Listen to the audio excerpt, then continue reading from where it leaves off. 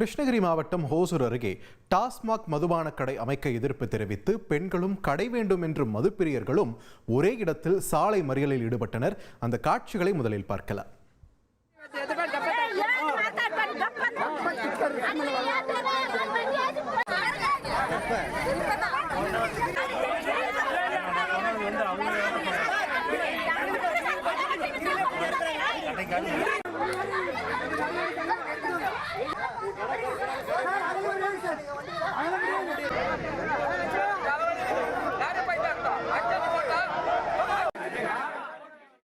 தொடர்ந்து கூடுதல் தகவல்களை எமது செய்தியாளர் ஜெயசுராஜிடம் கேட்கலாம். ஜெயசுராஜ், வணக்கம்.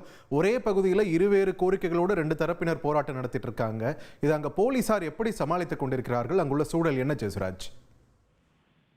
அதாவது ஒசூர் அருகே நாட்ராம்பாளையம் கிராமத்துல ஊரினுடைய மைய பகுதியில பல ஆண்டுகளாக அரசு மதுபான கடை ஒன்று இயங்கி வருகிறது. இந்த கடை அங்குள்ள பொதுமக்கள் மற்றும் பெண்கள், மாணவர்களுக்கு இடையூறாக இருக்கு. இந்த கடையை வேறு பகுதிக்கு மாற்றணும் அப்படின்னு சொல்லி அந்த கிராம மக்கள் கோரிக்கை வைக்காங்க.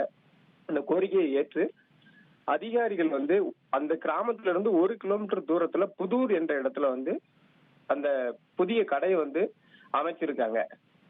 அதே நேரத்துல அந்த பகுதியில் இருக்கக்கூடிய இந்த பெண்கள் இந்த கடையை இந்த பகுதியில அமைக்க கூடாது, வேறு பகுதியில அமைக்கணும் அப்படின்னு சொல்லி அந்த இடத்துல சாலை மறியல்ல ஈடுபடுறாங்க. அதே நேரத்துல இன்னைக்கு இந்த கடையை திறப்பாங்க, மதுபானம் வாங்கி குடிக்கலாம் அப்படின்னு சொல்லி அங்க மதுப்பிரியர்கள் 100க்கும் மேற்பட்டோர் திரண்டு இருக்காங்க.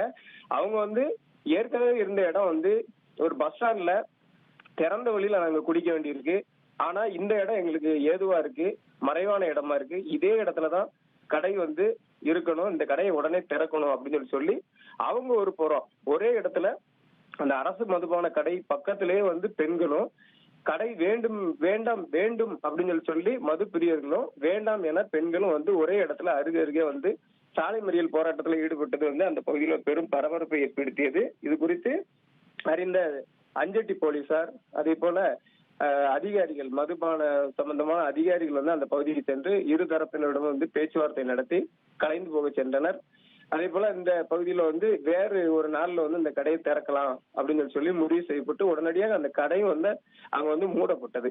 இதனால அந்த பகுதியில இந்த ஒகேனக்கல் செல்லக்கூடிய சாலை, ஓசூர் வரக்கூடிய சாலையில போக்குவரத்தும் பாதிக்கப்பட்டது.